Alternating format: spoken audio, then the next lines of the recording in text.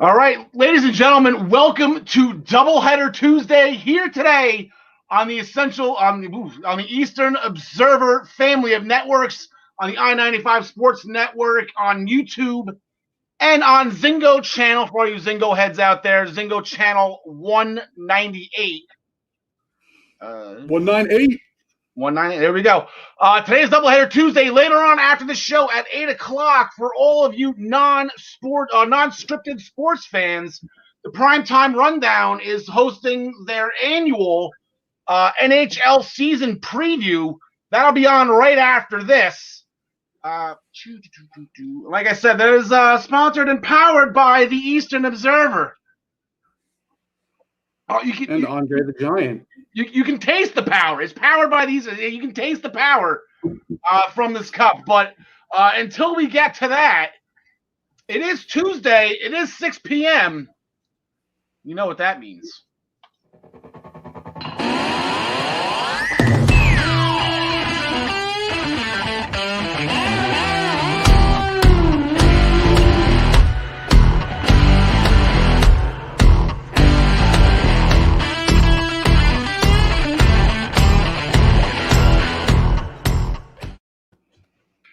So this is episode 35 of the Essential Wrestling Podcast. Now I can say that, Essential Wrestling Podcast. We are powered by the Eastern Observer. We are sponsored by ProWrestlingPick'em.com. We'll get to them in a second. And we are presented, our graphics and statistics are presented by MinutesToBellTime.com. So this is episode 35. This is our Kurt Angle, his last match episode, along with Batista. It's his last match episode. We have our first female main event in the end of this episode. That was very historic. I'm glad that they actually got a chance to do that. And then I guess this was the last Demon appearance too, as well. We got three things we haven't seen since WrestleMania 35 in Kurt Angle, in the Demon, and in Batista, all in the ring. So. I digress. Here with us, as always, in the bottom part of our screen, we have our first ever PWB champion and our current points leader. We have 3 shows to pick today. So a lot of points coming in the next couple of days. We have the living legend, John DeConnie. John, Happy New Year to you, pal. Happy New Year to you, sir. I think this is where it all goes wrong in the picks because, there's a lot I'm not real confident in these upcoming picks. Okay, yeah, it's going to be a tough couple of days, especially NXT can go either way, and we will get to that later on in the show.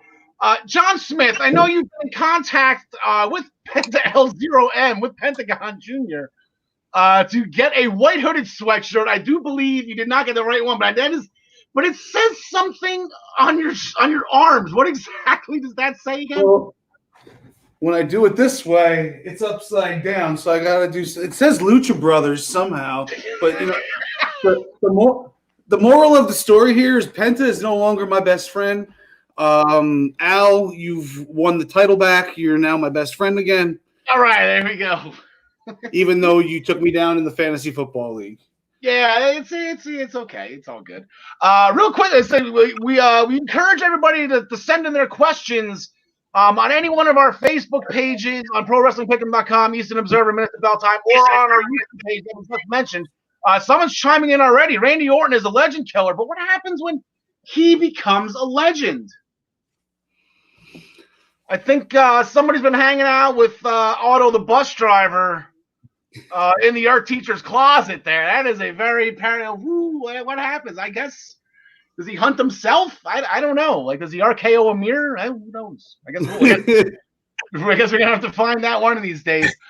On today's episode, Kevin Owens just is not done with Roman Reigns. He keeps coming back. Gary Mehaffy will be here with us actually shortly. He's going to be on the top part of the show to discuss the number 1 contenders match in the women's division for NXT UK coming up this Thursday. Brian Joy will be here to discuss. He's been pulling some long hours here, staying up to the early hours of the morning to watch Wrestle Kingdom, then host the Daily Wrestling News Show at 10 o'clock. So he'll be with us to discuss what happened the past 2 nights over there, the past 2 mornings here for Wrestle Kingdom. I'm going to reveal number 13 on my top 30 favorite WrestleMania matches as we count down to the Showcase of the Immortal Immortals, which is scheduled to be at the end of March. Still scheduled. We are 12 weeks away. We are a week behind. We took a week off last week to honor Brody Lee and Luke Harper for his WrestleMania Championship win from WrestleMania 34. So we are 12 weeks away from WrestleMania. Stay tuned to the end of the show to hear the details on how to win the Jim the Anvil Neidhart autograph picture. We are almost at 200 subscribers. Make sure you pass this along to your friends and to your family, and then we'll give away at 200 subscribers. We're almost there. Stay tuned to the end of the show for details on how to win an autograph picture of the late Hall of Famer Jim the Anvil Neidhart. We're going to main event our show. We have 3 shows to pick here. We're going to main event our show with those picks for Impact's Genesis and their Super X Cup tournament. We have AEW's New Year's Smash. I get them confused because they're so similar. And we have NXT's New Year's Evil. We're going to be main eventing the show with those picks. And we're going to make those picks sponsored by ProWrestlingPick'em.com. Play against your friends. Play against the universe. And guys, she'll like it too. I think I winked on the wrong link there. Anyway, but we're going to curtain the show. We had a very big night last night on Raw. It was Legends Night, and the feeling was right. Oh yes, it's Legends Night. Oh what an gang. There we go. A little bit of Cool in the Gang for Legends Night, and it was a WWE Championship match between Drew McIntyre defending against Keith Lee, John DeConnie. Absolutely, definitely best match of the year so far for Raw. It was a heck of a. Yeah, I think in honor of JR, it was an old-fashioned big man slobber knocker. These two just pummeled each other. The chops, the big boots, the spot outside the ring where Keith Lee got power bombed into the announce table, right on the corner of the announce table, which then exploded. Oh my God. And then in the closing sequence, McIntyre goes for a Claymore, which Lee catches his foot and just beasts him up into Spirit Bomb position. But Drew was able to hop over his head, escape out the back door, duck a clothesline, deliver a Claymore, and retain the title. But that's not where it ends. No, we kept going, and it looks like we have our next challenger. Out of respect, of course, John DeConnie. It's all about respect, after all. So it was a sellout at the top of the ramp, not even at the monitors for this main event. The legends were all out in force, and in the end, Goldberg decided to make his way down to the ring and get in Drew McIntyre's face, because even though us mere mortals watching him all night be respectful and cordial and have a lot of fun and seem to be having the time of his life interacting with legends, Goldberg decided he didn't really mean it. And he has no respect for any of it. I'm sorry, he went the other way with it, and Drew McIntyre is a jerk. He's just disrespectful. He thinks he's better than them when they were in their primes. Yeah. And I got to tell you, I mean, I guess it was right for Legends Night because it made me feel quite nostalgic. For the first time in probably 20 years, it made me want to make a sign and hold it up at a WWE event. Why, Vince, why? For those of you listening on Spotify and iHeartRadio, Google Podcasts, Apple Podcasts, that is why, ask why. Why, Vince, why? I guess whatever gets them in the ring, right? So now, I guess the question, I guess, coming up here is the question we have to ask ourselves going forward. We don't have to answer this now, but John DeConnie, knee-jerk reaction here, is McIntyre in trouble? I think if they had right now, we're not even sure when WrestleMania is going to be. We keep hearing it might get put off a little bit. I think if they knew they were going to have people in the building, I think he would be in real trouble, because then it would just, it would finally be this crowning of McIntyre if he had a chance to win it back at Mania. and take it from Bill Goldberg, and I'd be worried that Goldberg would take it here at the Rumble. But right now, I'm still in the like that whole 3 hours of Raw turned into one big puke emoji with that last 3.5 minutes. Yeah, and John Smith, I know I'm not gonna get your opinion on it now, but it's because we're gonna be talking about it for the next X amount of weeks. Because they laid the challenge out for the Royal Rumble, and it will most likely be accepted. I don't think it's been made official yet. I made it official on ProWrestlingPick'em.com. It's there to be picked. But you want Drew McIntyre to chase going into WrestleMania, so this might be your opportunity. So I don't know if that thought crossed your mind. If this is the chase, I don't want this. I'd rather have Drew. We don't need Goldberg. Nobody wants Goldberg. Maybe like Goldberg's family wants Goldberg to have another match or something, but that's about it. Well, the thing was Saudi Arabia wanted Goldberg, and that's why he was kind of just signed on to do those matches. And now since they're not going over there, you got to do something with them. So I don't care if Goldberg's back. I know John you had a funny comment on the Minutes to Bell Time post, the thread last night, the Raw thread. I think that was supposed to be Tony Schiavone. It's Goldberg. Is that a Tony Schiavone? Yes, indeed. Okay, but I don't have a problem with Goldberg being back. He doesn't have to be in the freaking title picture. Why does he have to get all these title shots? Like, he just let Randy Orton kill him. Like, that was my WrestleMania. Like, Randy Orton, RKO, done. Like, that's it. Like, it's, then the Legends of Goldberg is gone, and he's in the Hall of Fame. Everybody's happy. I don't get it. Speaking of Randy Orton, he actually came out clean. He did not light Alexa Bliss on fire. He actually showed compassion for her, which severely upset him. A compassionate Randy Orton is not who he wants to be, so that actually made him more angry. I guess it kind of makes sense, Travis. But he actually had a match later on that night with Jeff Hardy. He beat Jeff Hardy with an RKO, but I guess Randy might still be in the Christmas spirit here because he was pulling on Jeff Hardy's ears like he was Santa riding the sleigh there for a while. That was pretty. He loves pulling on those earlobes. I'll tell you what. But shout out to Santa Claus, Randy Orton. That's silly. John Smith. Again, we have a little heel on heel action. AJ Styles and Elias. There you go, right up your alley. I know that's why you picked this one. They went at it again last night. You got this one. Go for it. Yeah, for the second week in a row, and I mean, they really have some good chemistry, the two of them. I like how we have them going at it leading up to the Rumble because it's a 30-man match. You don't need, a whole bunch of heel versus face interactions happening in the Rumble. You can mix it up a little bit. So this is a good way to mix in your heel on heel. And then at the end, when Jackson Riker swung the guitar and almost just kicked it into smithereens, that made the end of the match. I can't wait till Almost actually gets in that ring and starts doing stuff. Yeah, and here we go again. It's almost like a Mustafa Ali situation. It's not almost. We were wrong. Omas. We're putting the emphasis on the wrong syllable again. Umagerd. Yeah, it's still Jordan Umagerd. Keep going with that. That'll work. But and then John Smith, sticking with you. You are our resident Hurt Business aficionado here.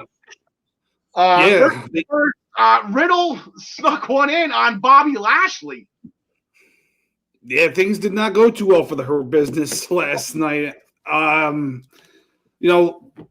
actually got a jump on Lashley at the beginning of the match to get the upper hand, but it didn't last long. And then Lashley just beat him up basically for the whole match, put him in the Hurt Lock. Riddle taps while the referee's distracted. Lashley lets go, gets rolled up. 1, 2, 3.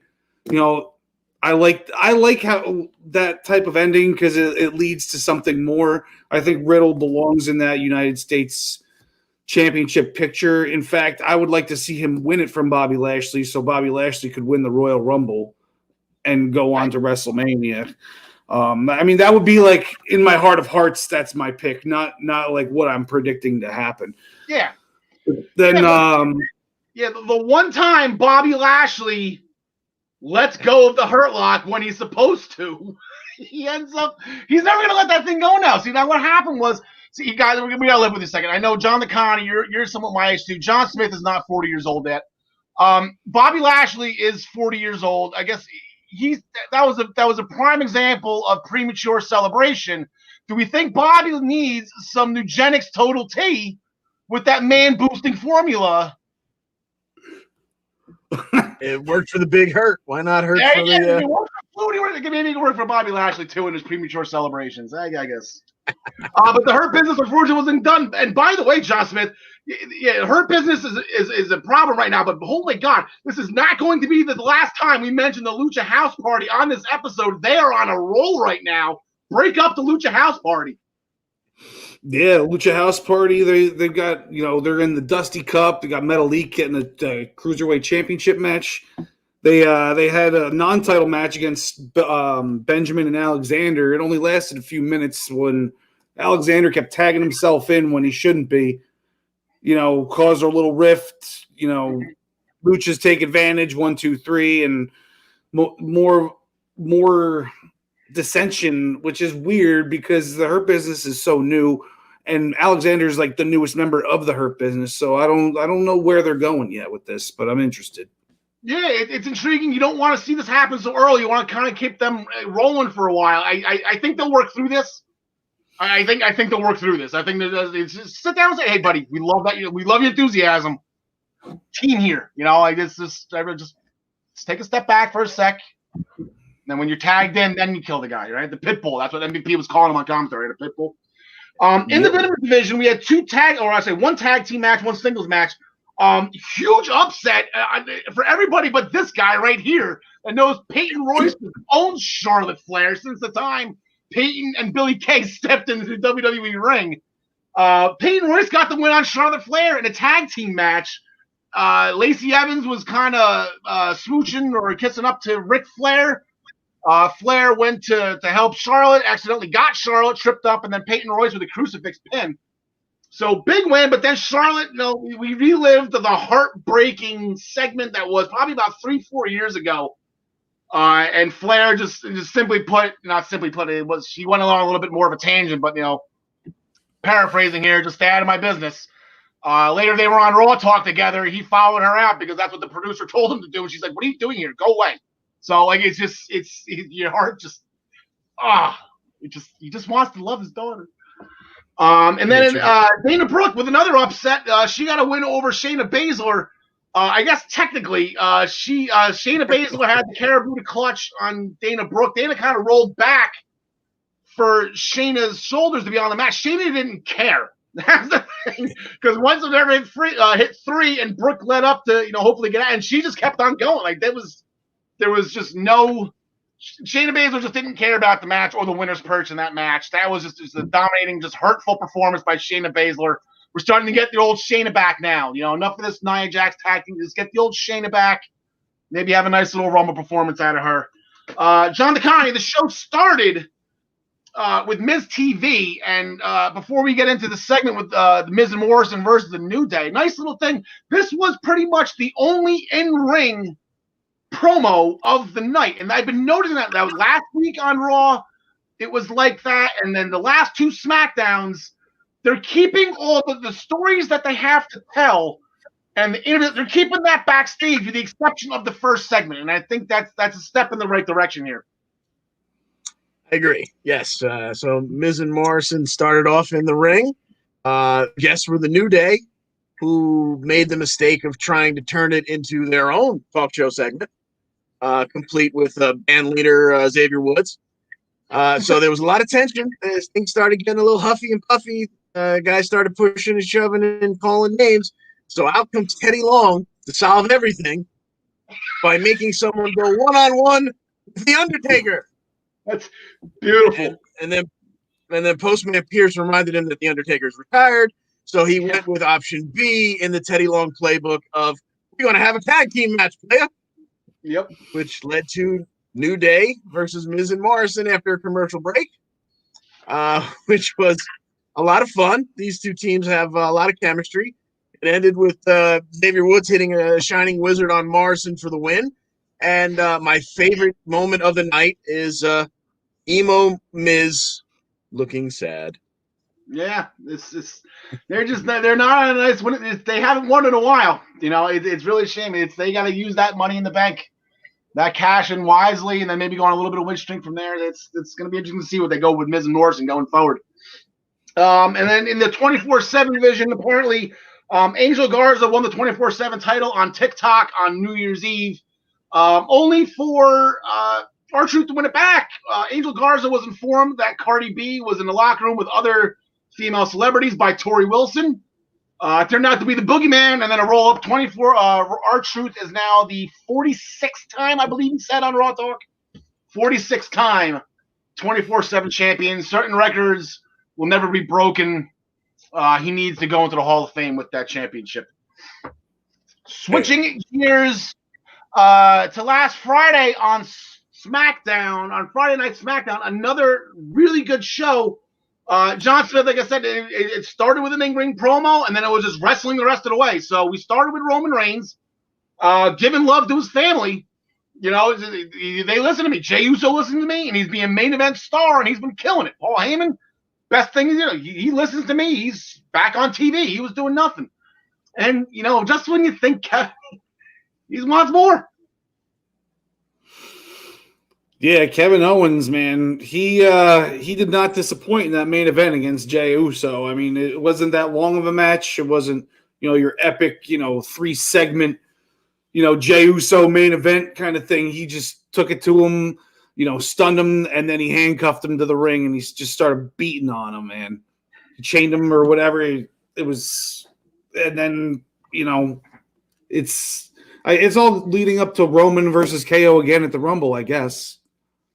So what's the stipulation here then? Let's play matchmaker. They've done TLC, they've done the Cell. They've done the Cage. Did they do Hell in the Cell? No, that was Jay. But they're running out of options here. I would think it would just be a street fight, falls count anywhere. Street fight. I would think. Otherwise, what are you gonna do? You gonna bring the Cell back out 3 months after you had Hell in a Cell 3 times in one night? Yeah, the Last Man Standing it just came to mind in my head. I don't know. Hey, Uso in a shark cage. Yep. Why is it with those two? Somebody always ends up in a shark cage with those two. Big E had a match. It was a non-title match against King Corbin. He won via disqualification after Big E got jumped by Sami Zayn. And then the Knights of the Lone Wolf, they proceeded to big up Big E. Apollo Crews, who's now, I guess, Big E's best friend, he came out for the save. It turned into a tag team match. Holla, holla, playa. And then Big E and Apollo Crews got the win after Crews hit Sami Zayn with the spinning sit-down powerbomb that he does. But they went backstage. Big E was about to say that he would have his first ever title defense in an open challenge. Couldn't even get that out of his mouth before Apollo Crews accepted it. So this Friday on SmackDown, we had Big E's first Intercontinental Championship title defense against Apollo Crews. Now Crews, he's excited about it. We got some face-on-face action here, but the one thing that Apollo Crews was kind of rubbing in Big E's face here was that he helped carry Sami Zayn back into the ring in that lumberjack match for Big E to get the win and win the championship. So, John Smith, who do you got in this one? I got Big E taking this. Maybe it goes on further than this, and they have a nice epic match at Royal Rumble or something.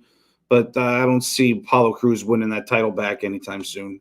I agree with that. There you go, John the County. Yeah, make it unanimous, Big E.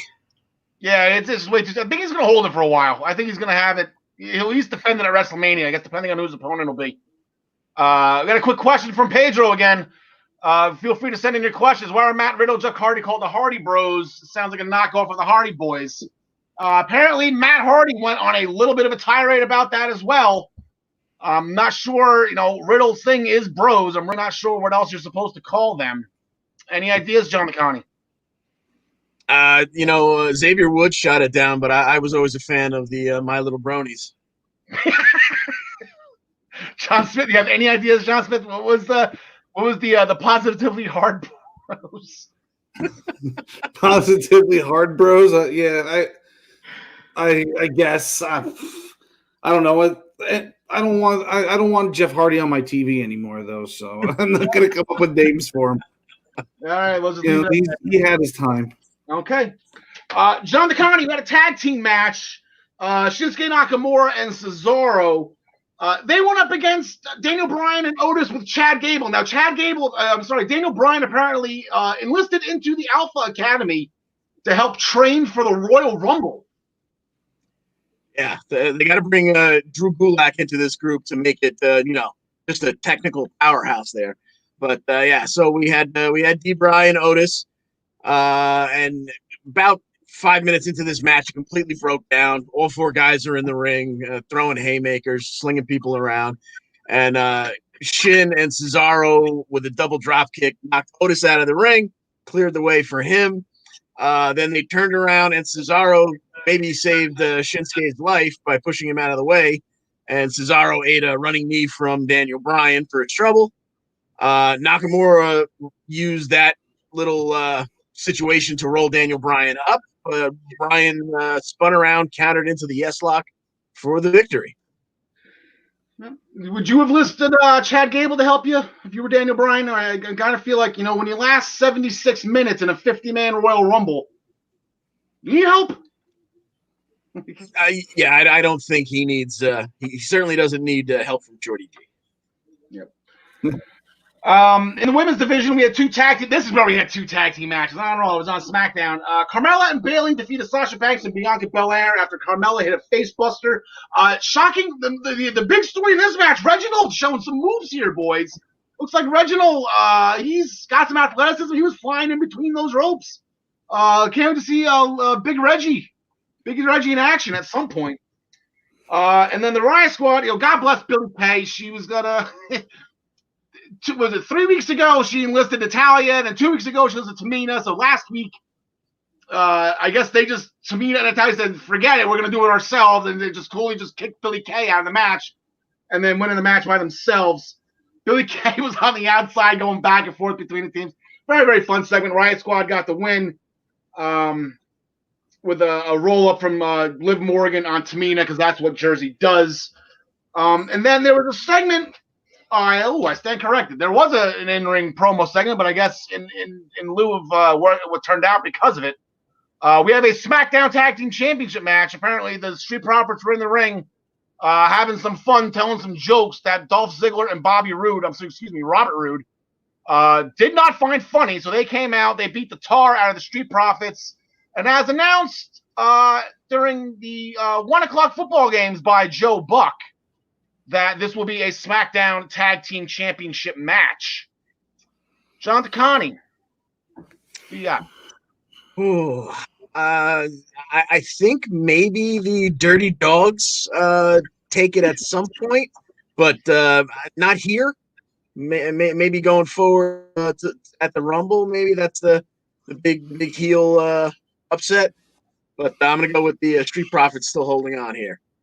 All right, John Smith. Yeah, I share those exact sentiments. We've had enough of the Street Profits as champs. Let's see them do something else now where that builds them up to be bigger than just, a one-time tag champ for a long time. But, I'm going to go with Roode and Ziggler to win this, actually, right now. Yeah, John Smith, I'm with you on this. I gave out the Street Profits. Actually, they did not win this award, but the team that I kept on picking against them did. And Andrade and Angel Garza, I've lost a lot of points out of this season so far. I'm going to keep going with it. Not that there's any points on the line on this one, but it's got to happen at some point, right? Law of averages. They have to lose at some point. Roode and Ziggler got screwed the last time. I believe it was Montez Ford hooked the tights after Roode tried to, but, that's when Ziggler gave Little Nate an earful. So I think they have to get it done this time. Let's do it. Yeah, no shame in losing to these two guys, too. Ziggler and Roode, they're two awesome guys. So yeah. Former tag champion also, too, if I remember correctly. As advertised, Seth Rollins was supposed to appear. He did not, which is unfortunate. That was the big return some people were waiting for, but other people were waiting for a bigger return, and we got her. Jersey's own Sonya Deville has been reinstated by SmackDown. Oh, there are 29 women in that company are in trouble in that Royal Rumble. I'm putting that down right now. She looks awesome. She looks like she's ready to whoop some ass. So speaking of the Royal Rumble, here's where we are right now on the women's side of things. We only have 2 participants so far who have declared. Nia Jax declared last week. Charlotte Flair declared this week. So 2 down, 28 to go. Still plenty of time. I believe we're 3 weeks away from the Royal Rumble, 4 weeks for Smackdown, I think, or whatever it is. And then on the men's side, Daniel Bryan was the first to announce. They said he's been in training in the Alpha Academy. Bobby Lashley, AJ Styles, and Randy Orton, they were all in on the Raw side as well. So that is where we stand with the Royal Rumble match itself. Plus, we're going to have McIntyre and Goldberg. So far, so good. Still plenty of time to talk about it. So we'll just put a pin in it for now.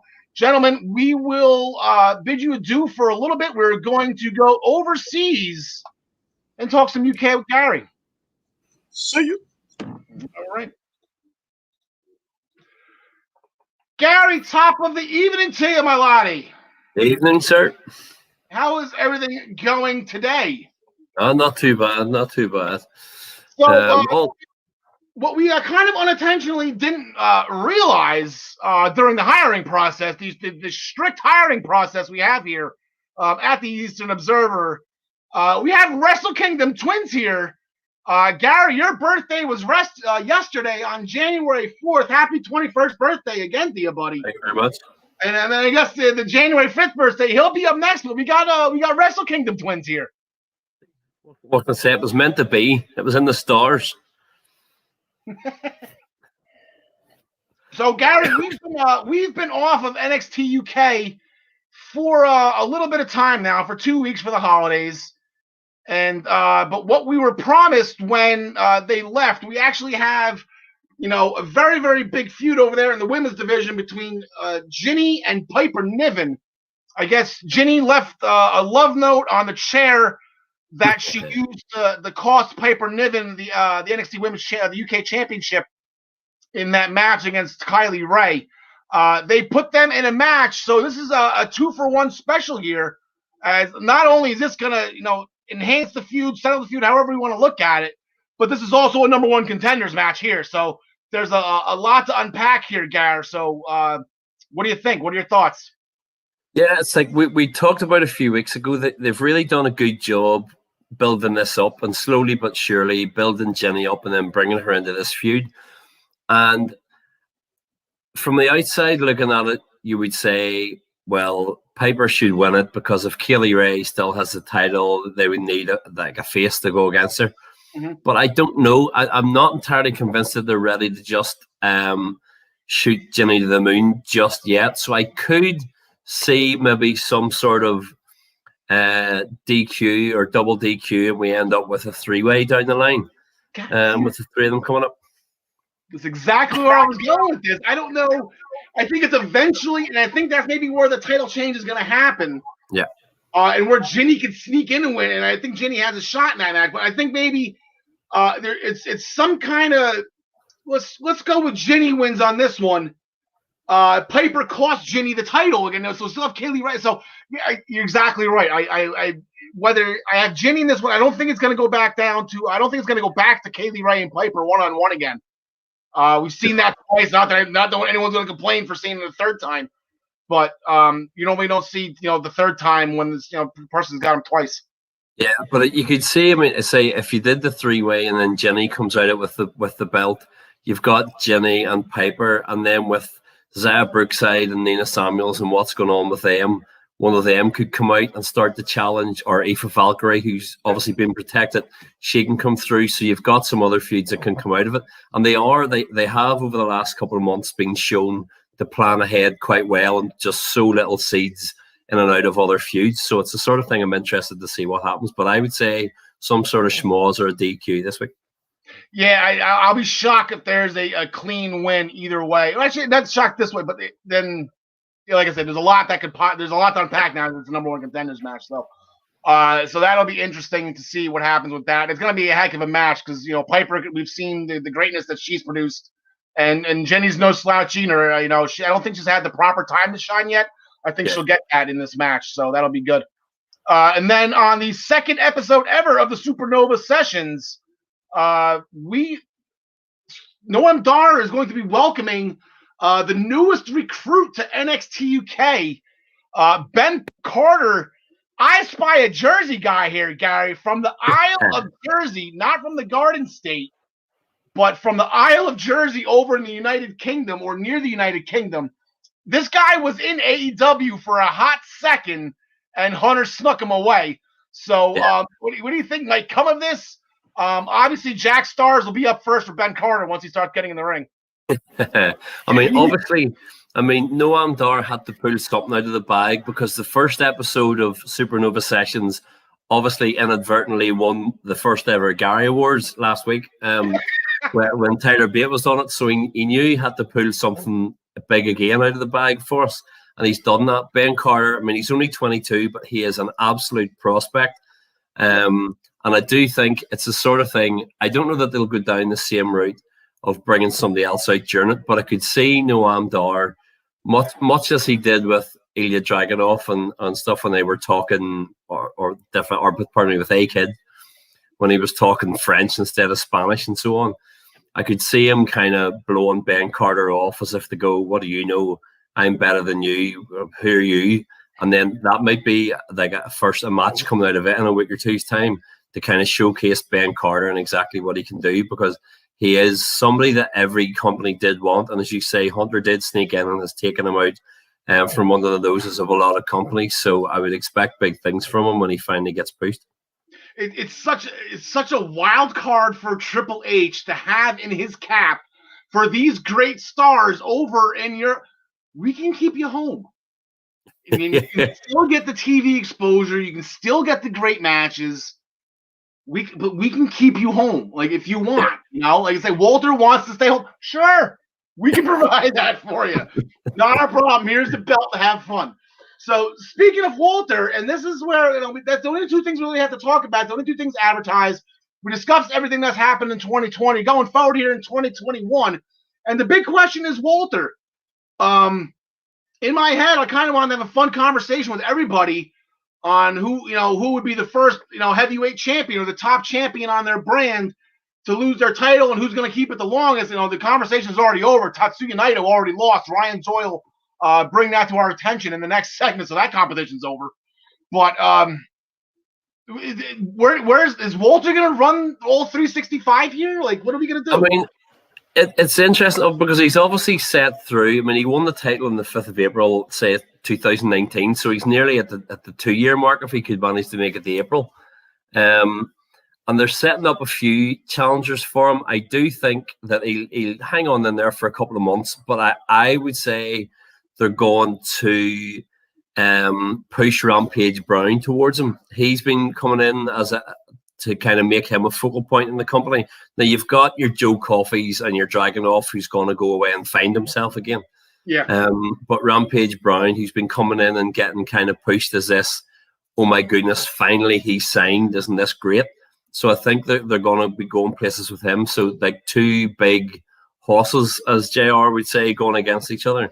So that might be for a match down the line. So I don't know if he'll make the 2-year mark and get to April. I think he'll lose it before then. Okay. But I would say that Rampage Brown would be one to look for him to head towards that.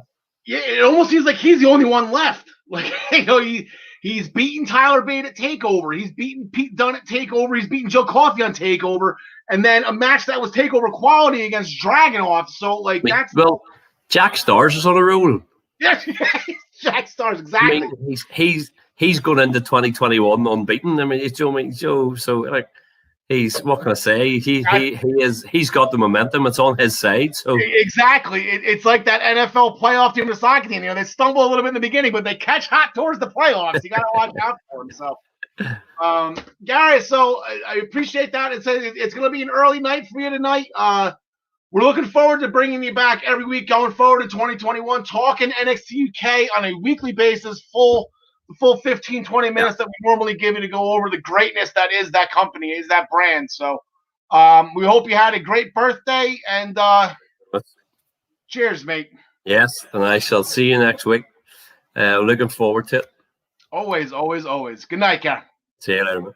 So that'll be the smooth transition from the one half of the Wrestle Kingdom twins to the other one. So you have today, Ryan. Happy 21st birthday to you, buddy. Oh, no. Gary turned 21. I'm a little older than him. I turned 29. Oh, you turned 29? Yeah. Again. Yeah, I believe we had this conversation. After 29, I turned 2010, 2011, and 2012 until the joke got old. So, but Ryan, I guess as I was saying before in the opening headlines, you've logged some long hours the past couple days. Yeah, Wrestle Kingdom starts at 2 a.m. on the East Coast of the United States, and I have been there for it both days, and it has been a very, very long day. In fact, this morning, I got up for the 2 a.m. start and found out that those dark matches weren't actually being broadcasted, so that was kind of a waste of my hour. But you know what? I was talking with you yesterday, and I was talking with Travis this morning. Night one felt a little. Not that it was anything wrong with it. It didn't feel as special. But when you look at the two nights together, that's really the way you need to look at Wrestle Kingdom this year. Night one just felt like the undercard, and it shouldn't have, because there was a championship match. There was a big title change on night one, but night two, oh my God! Starting with the Shingo Takagi and Jeff Cobb match, the stakes just went up and up and up from there. That match went 21 minutes. Shingo Takagi won, retained his championship. And then you got Sonata beating Evil, which then Sonata challenged Kota Ibushi at the end of the night, who came out as champion, defeating both Naito on night one and Jay White on night two. Jay White says now in a press conference later in the day, he says, "I'm not respected at New Japan and I'm leaving after New Year's Dash." Wow. So he's contractually obligated to wrestle tomorrow, he says, if they book him. If not, he says he's gone. Of course, we don't know if that's just Jay blowing smoke or if that's a real thing. So we'll see from there. Kota Ibushi, on the other hand, also said today that he would like to unify the championship belts. We have been trying to figure out what's going on with those belts for the longest time. And Kota says, let's unify them. We don't need to. So maybe that's what's going to happen. We were theorizing maybe a tournament or whatever, but the big story coming out of Wrestle Kingdom is that Toru Yano has once again become the provisional KOPW champion. So he is walking around with 2 trophies, Owen Hart style, and it's just the way it's going to be until somebody can beat him in a stipulation match. Yeah, so. You know what? It just brings a smile to my face. I'm sure it brings a smile to a lot of people's faces. He is just so entertaining. He's just great. He's absolutely great. Yeah. There was a bunch of other big matches. Of course, Guerrillas of Destiny, they actually won their 7th tag team championship. So they beat Zack Sabre and Tai Chi, who have had those belts for basically the whole pandemic era. Maybe even a little more than that. And then Okada defeated Will Ospreay. And Hiroshi Tanahashi defeated Great-O-Khan. Big win for Tanahashi because he has not won much recently. So the Empire fell. They had 3 matches. They lost them all. And we'll see what goes from there. My bet is they double down and get nasty and start getting their wins back and expand their foothold. Maybe they bring in ELP, who also lost on the night one, something like that. New Year's Dash is tomorrow morning. It's always the day after Wrestle Kingdom. It's today we set the stage, and now we move on from here. And we already know that the big angle is Sonata and Ibushi. And we'll start learning. Well, tomorrow during tomorrow's show, they'll probably announce some schedule things and stuff like that. That's been the tradition. So that's Wrestle Kingdom in a nutshell. We spoke at length about it this morning on the Daily Wrestling News Show. If people want more, they can go there and listen to it. But yeah, Al, any questions about Wrestle Kingdom? No, but just to go on your point, it's just one thing you said. Night one was whatever, but night two you have to watch it as one. From my experience with New Japan, which is I've been lacking, I've been slacking lately. Like the last thing I watched, was the New Japan Cup, and that was right when Tai Chi when I was first introduced to him, and then they won him and Zack Sabre Jr. won the tag titles.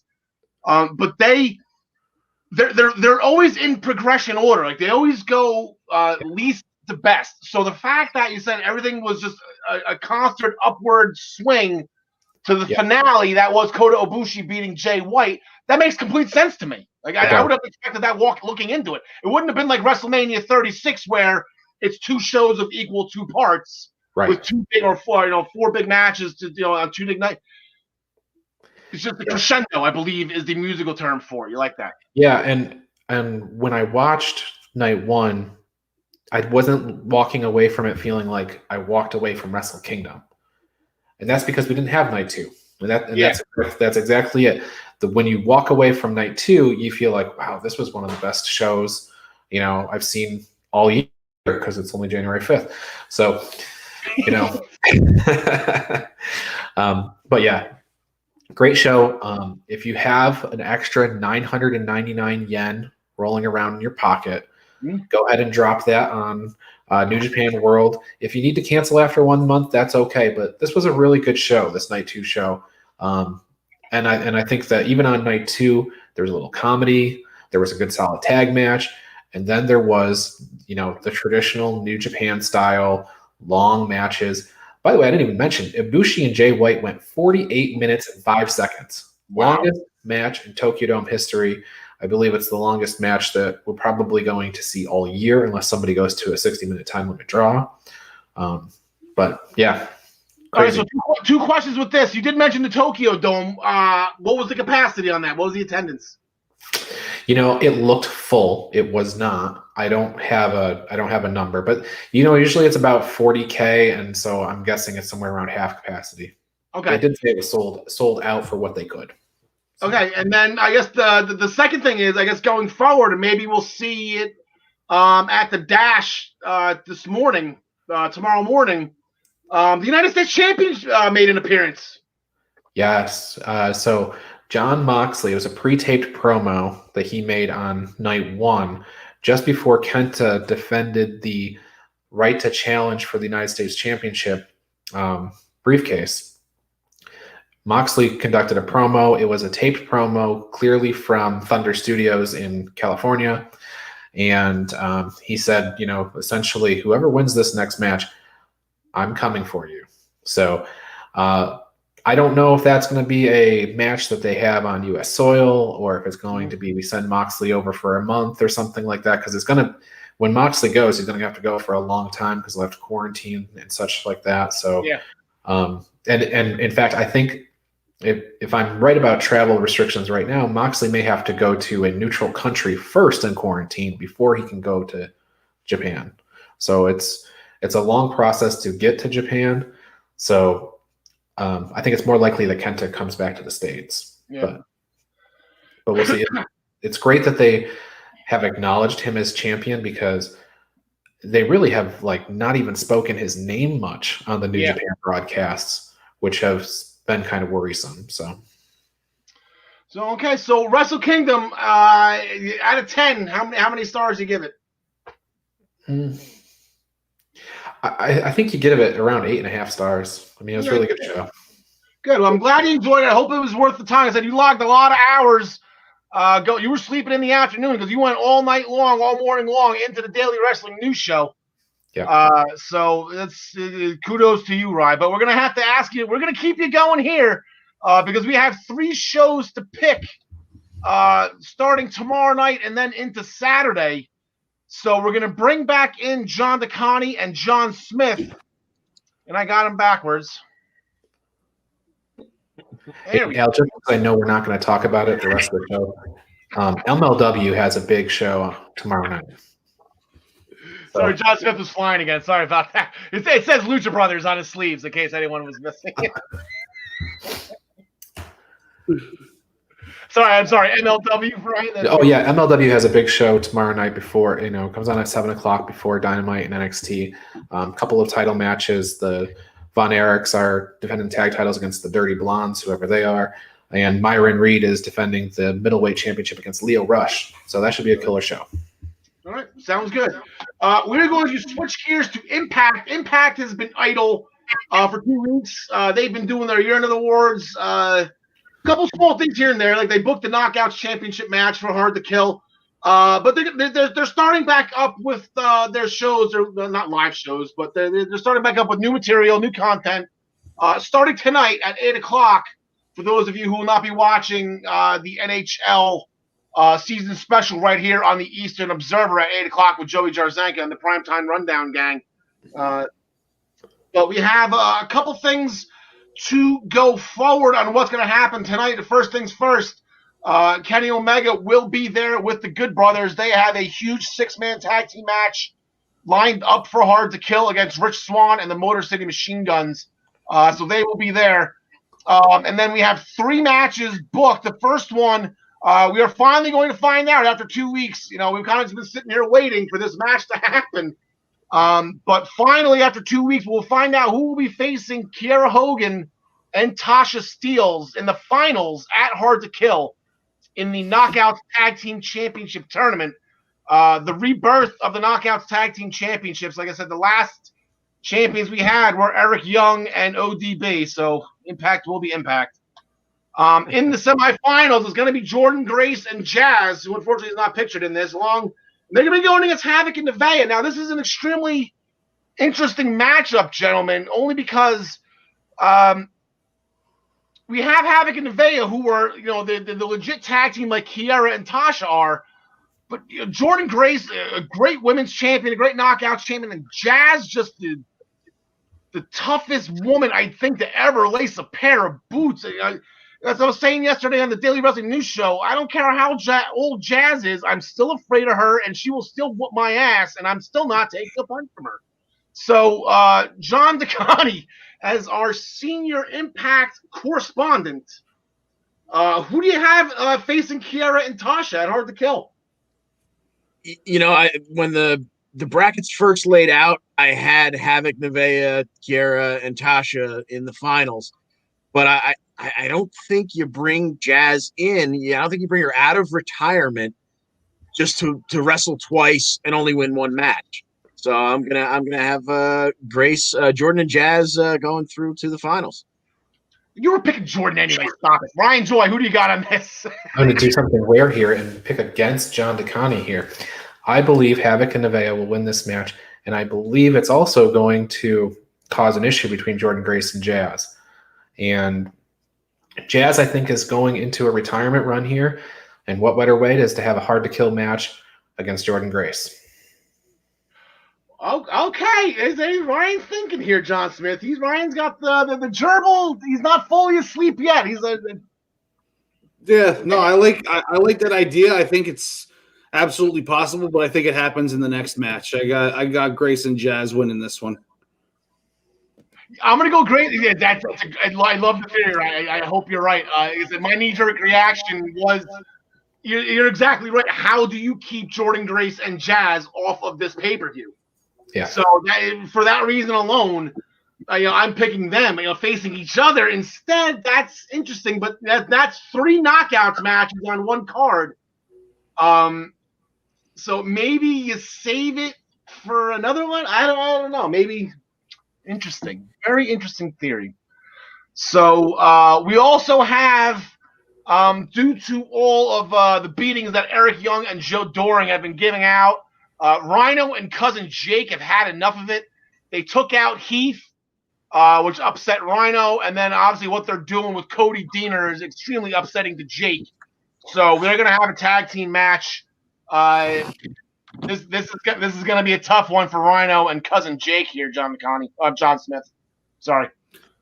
Yeah, no, I think Cousin Jake might turn on Rhino and join up with Cody Deaner. I think that could be like some sort of swerve where Eric Young got to Cousin Jake. Either way, I think Rhino and Cousin Jake are losing, but I would like to see that happen. Interesting. I'd like that. Okay. See, the Impact. We've had 2 weeks that we're just out of Impact. We're not out of Impact shape here. We're gunning right for it. Ryan Joy, what do you think about that conspiracy theory? Well, when John said that, it struck me, and I don't know why this particular instance it struck me, but why don't we ever predict a face turn? Why don't we ever predict Joe Doring is going face?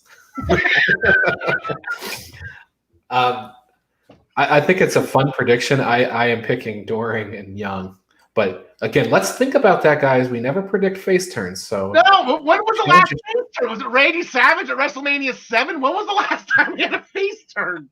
Oh, I mean, the Big Show has turned face, heel, face, heel, face, heel. Yeah, the face turns usually happen like when somebody's absent for a while, they just come back as a face. Like Charlotte left as heel, she came back as a face. For a week. That's ish, right? It's like, yeah. She's picking it up again. John Takagi, who do you got in this? I think EY and Doring actually getting in the ring for the first time as a unit. They gotta go over in this one. Yeah, I mean, I'm a little intrigued to see how Joe Doring is in the ring. You know, you just see this tall, oiled up, jacked up cowboy. You know, yeehaw, Heath Ledger. But he's got a tiny face. Yeah, with a tiny face. It's like when you make a character on the Wii, and you can make their eyes really far apart or close together. It's just like everything was just pushed together. And then, and what will most likely, I think would be the main event, unless Kenny Omega gets involved in something. I mean, this is just, oh my God! I guess it's just always going to circle back to these two with Eddie Edwards and Sami Callihan. It's a fight forever situation. It's Kevin Owens and Sami Zayn. It's Brett and Shawn. Like this is, I mean, obviously it's all on a lower level, whatever. But it's just Sami and Eddie Edwards. They will just always hate each other and. Going forward with this one, and I guess the wild card here is John Takagi or Ryan Joy. I'll leave you, haven't led with you yet. Ryan Joy, as Ken Shamrock's suspension's probably up by now. Yeah, I would think. I mean, he went on vacation. How long can one stay on vacation, right? I mean, so he was suspended 30 days for punching D'Lo Brown. Yeah, and Sami said take a nice vacation. Blah, blah, blah. He was on vacation. Yeah, just keep him. So anyway, you're right. He's probably back. The thing about these guys, for two world champions in 2020, they both had horrendous 2020 win-loss records. Both had losing records at the end of the year. I will go ahead and pick Sami Callihan because I think he needs to get, ready for a title match at some point. Okay. John Takagi. I had Eddie Edwards picked all along, so I'm going to stick with Eddie Edwards. This is supposed to be the final battle, final in quotation marks. So we're going to put this one to bed and let the good guy reign for now until Sami decides to hit him with a golf club next year. Yep, there you go. John Smith. It's supposed to be the final battle, but I don't think it is, and I think Sami Callihan takes this one. Yeah, I think Ken Shamrock's going to be the wild card here. Ken Shamrock's going to do something. Like I said, he was on suspension for 30 days for punching D'Lo Brown. It should be up. That was at the beginning of December, if I remember correctly. So look for that. So now we are going to transition from Impact to their Impact Plus monthly pay-per-view called Genesis. Interesting format. We're kind of wondering how do you put back-to-back weekends of pay-per-views? Like only Impact can pull this off. But if you have one as the Super X Cup, there's your answer. So here are our scores. Sorry, before we get into the score, let's do this right. The following, that you go to ProWrestlingPick'em.com, play against your friends, play against the universe, create a public pool. Create a private pool with you and your friends. I've done it for the past couple of years. Ryan, I believe, has a private pool with the guys from Minutes to Bell Time, or you can join us in the the Essential Wrestling Podcast pool. It's pretty much what pro football does, is what everybody does. But there's nothing out there for wrestling. So now we have it, and we have a lot of fun with it. Prove you're the best. Talk a little trash. Here are our standings for the guys on our show. We've got 30 shows so far through 2020. Now hitting 2021. So we got a busy month ahead of us this month too, with all the weekly shows as well. John Takagi has a little over a 20-point lead over Ryan. I'm right behind Ryan. John Smith, Tyler missed a lot of shows. He's down in the basement. John Smith He will eventually catch me. So let's just. Yeah, I have the same record as John DeConte, though, just so you see that. There you go. There you go. You hate my point too. So, John DeConte is true to form as our senior Impact correspondent. He's got a 2-point lead on Ryan and a couple points ahead on me. John Smith had a rough beginning, but now that he's starting to understand the mentality of Impact, he's coming on strong, finally over 500. Now, the fun thing with this tournament, okay, so we have 4 points for the X Cup final, 2 points for the semifinals, 1 point for the first round matches. And then there is one other match. There's an I Quit match between Willie Mack and Moose, and we will get to that.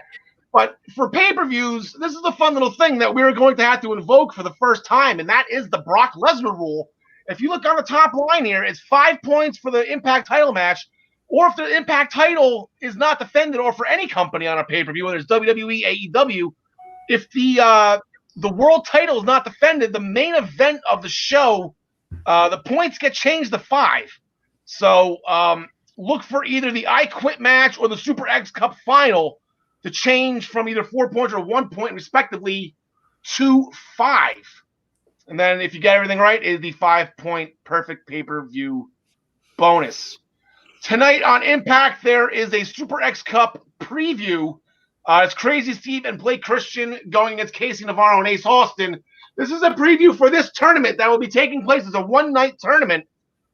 They started the Super X Cup way back when. I don't remember. I think it was like 2003 or 4. Chris Sabin was the first ever Super X Cup tournament champion. So this tradition has been over 15 years long. They haven't done it in, I think, 2 or 3 years, if I remember correctly, if I did my research right. But here are the brackets. John DeConte, we're going to leave the graphics on screen as we run through your tournament. And then when John and Ryan go after you, we'll take it down because we all know the brackets by now. But John DeConte, who do you got? How does this play out here? Okay, in the first round, I've got Ace Austin over Suicide. And I think just for the fun of it, Cousin Jake over Daivari. Then I got Crazy Steve coming out of the top half of the right-sided bracket, and Blake Christian over Navarro in the bottom right corner.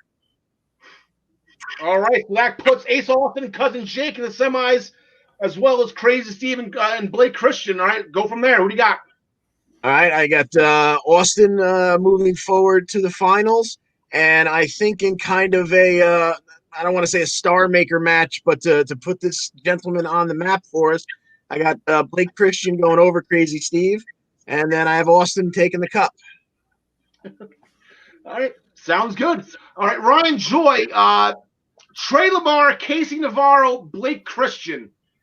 Do you know who these guys are for those of us who do not speak indie wrestling?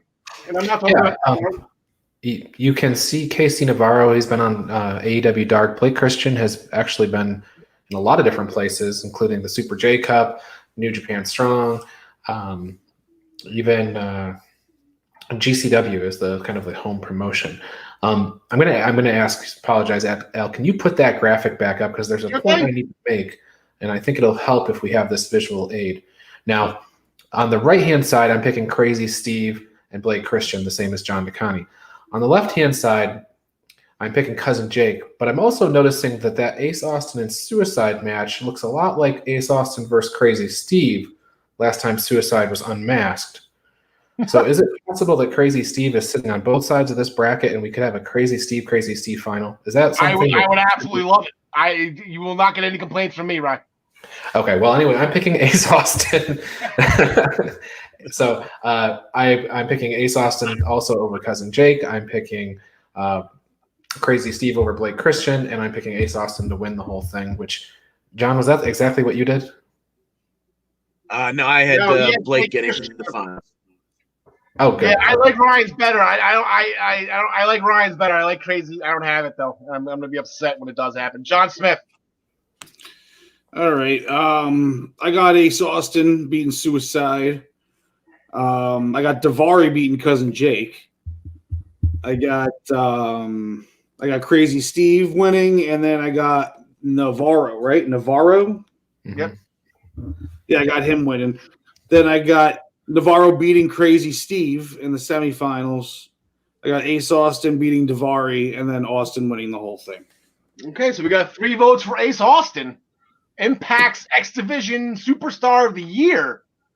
Jersey guy. Gee, I wonder if I'm going to make it 4, betting the one guy from New Jersey in this thing. Yeah, so I got Ace Austin going all the way here, so we'll skip that. So we got Ace Austin over Suicide. This Daivari Cousin Jake match is extremely intriguing. I am not going to be shocked at all if Daivari wins, but is he even under contract right now? I'm a little afraid to bet on him. So I'm going to go Cousin Jake over Daivari. I'm always going to – Crazy Steve, I'll get – it's like betting on for me. I went to a Metro Atlantic college at Rider University. We send one team to the NCAA tournament every year. I don't care what team they are. I'm always going to give them the first round.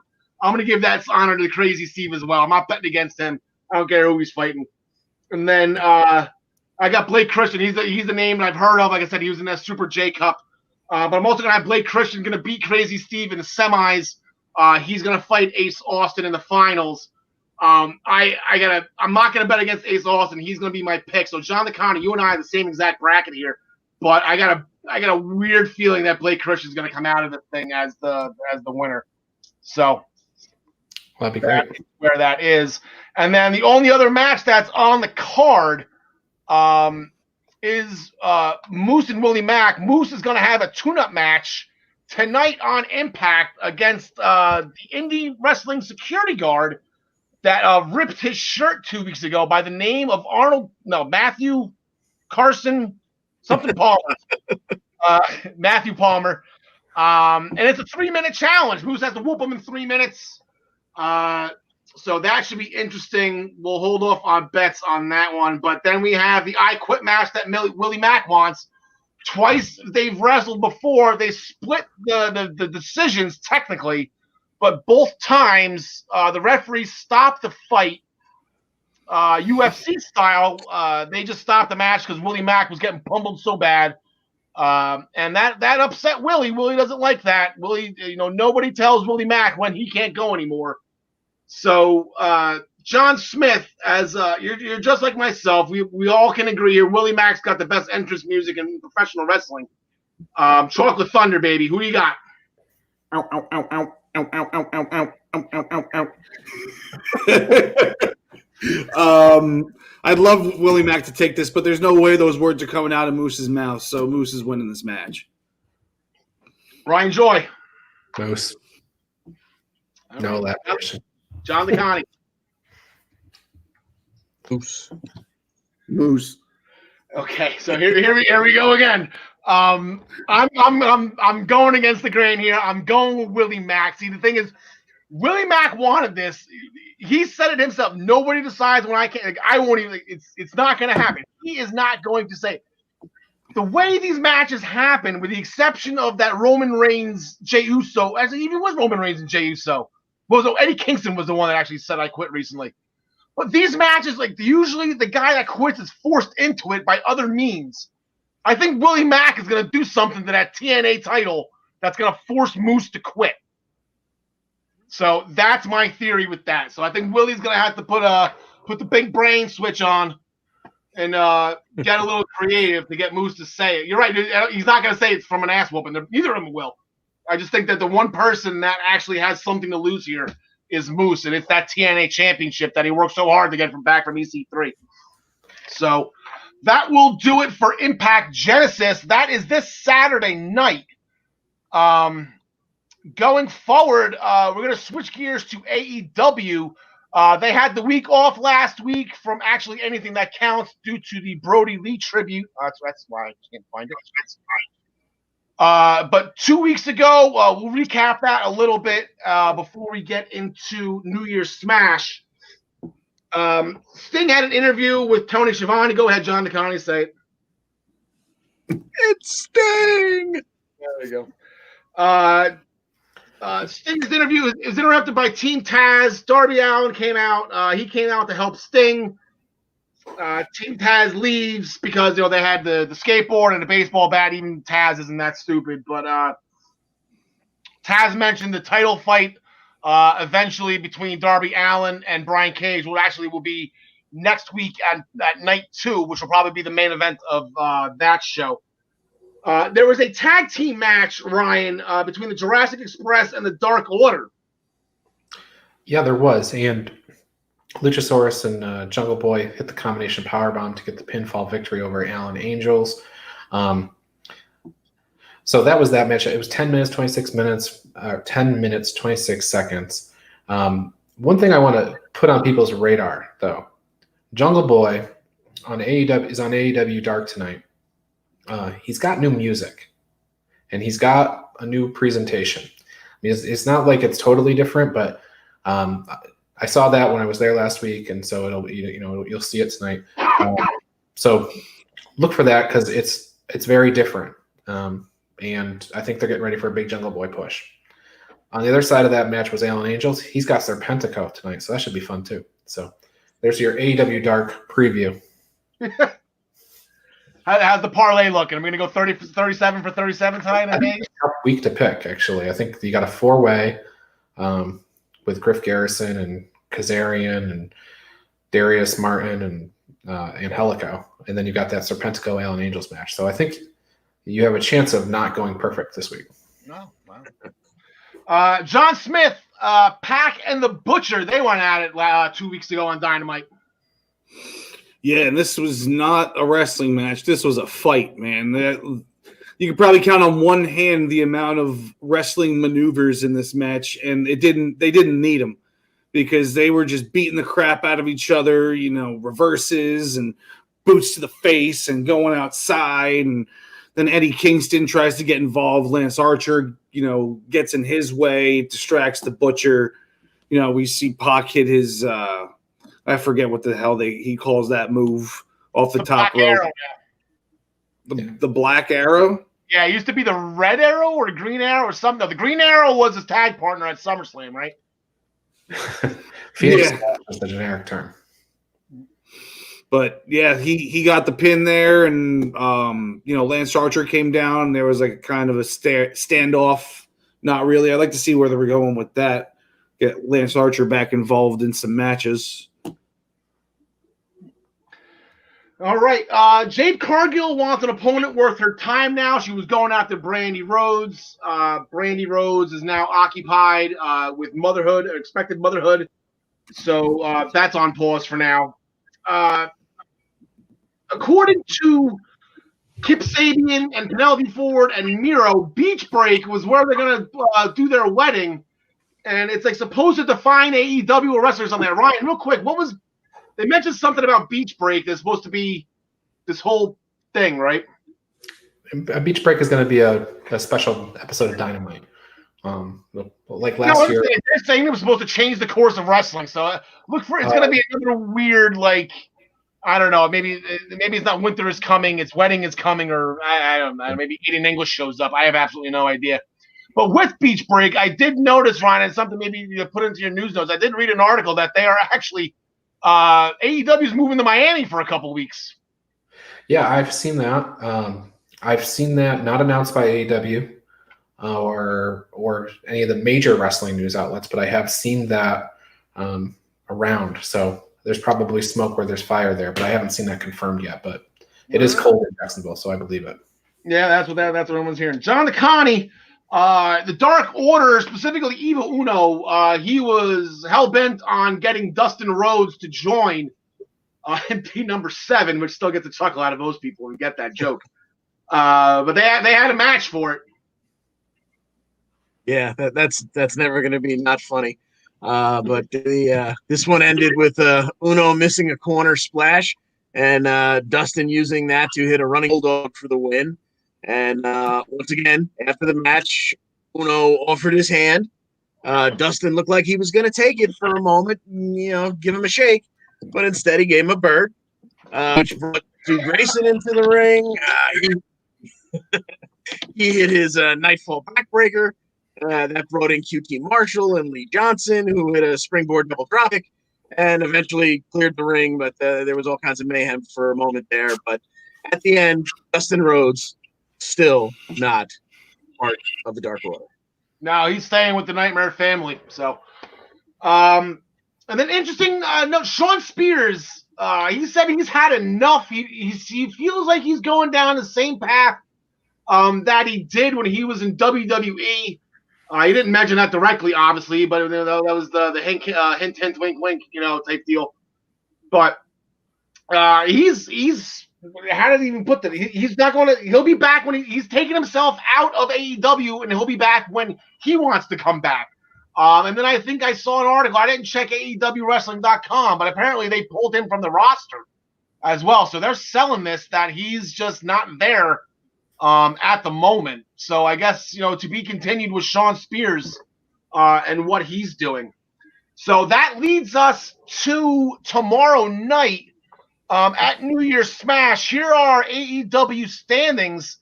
The one lead I think I have left in this whole freaking contest. That's only because I picked more shows than you guys did. I'm winning based on quantity, not quality. But Tyler's he's closest to me. He's 17 back. John Takagi 55. John Smith and Ryan Joy both at 51. The Wednesday Night Rules coming up for New Year's Smash. 5 points for the AEW title match. 3 points for all other titles, 1 point for non-title matches.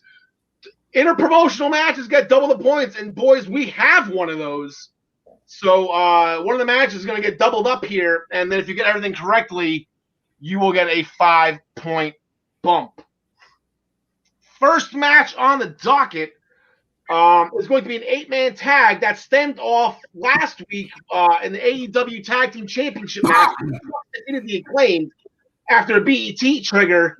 Then it's confirmed. By the way, I mentioned that one of the guys last week was from the Acclaimed, was from New Jersey. It is Anthony Bowens. He's from Nutley along with Balls Mahoney. So he also went to Montclair State University. So there you go. I used to work there. Matt Jackson survived the boombox to the face, but it turns into that we have an 8-man tag team match tomorrow night at New Year's Smash. It is the Young Bucks and SCU going against the Acclaimed and the Hybrid 2. So, Ryan Joy, you can kick off with this one. Yeah, I mean, I think that the good guys are going to win this. I think it's going to be the Bucks and SCU. Right now, in the back of my mind, SCU has sort of their stipulation that the next time they lose, they're done as a tag team. And it doesn't seem like maybe it won't apply to an 8-man tag, but I still got them winning this one. All right, John Smith. Yeah, I'm going to have to agree to that just because of that little stipulation with their tag team thing with SCU. All right, John Takagi, I agree as well. Do you agree? And if you do so, how long does this go to? Are we going to get to the end of February, give maybe Christopher Daniels?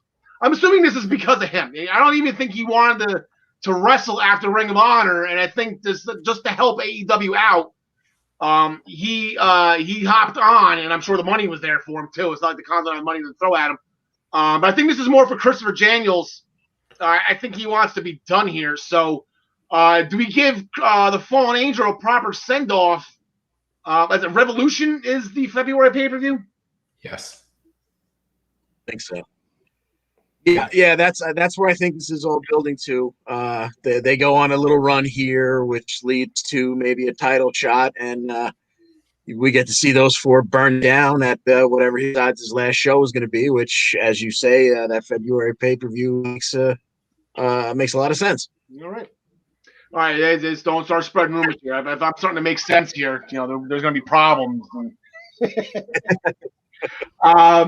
Chris Jericho and MJF, they defeated Top Flight after a heat seeker by MJF. Some classic double team moves by Top Flight. Hager did a promo after a match. He's been upset that Wardlow wasn't around for the 2 weeks. I guess he was dealing with a family issue. He was back last week during the Brody Lee tribute, but they're actually having a match, Inner Circle versus Inner Circle, John Smith. Some heel-on-heel action, some big hosses here between Jake Hager and Wardlow. Yeah, this is going to be a hard one to pick, but I really don't know. Come back to me. Sorry. Yeah, this one's not easy. Ryan Joy, again, you can count the times on one finger that there have been no contests and disqualifications and all that stuff in AEW. So those really aren't options for these two. There probably is 99.9% chance going to be a winner here. Yeah, you could have a draw. That's most likely if you're going to have nothing else. Everything says I should pick Jake Hager because he's the more experienced wrestler. He's been around longer. He's got the MMA background. But then Wardlow's got MJF. And because of that, I'm picking Wardlow. All right. John DeConnie?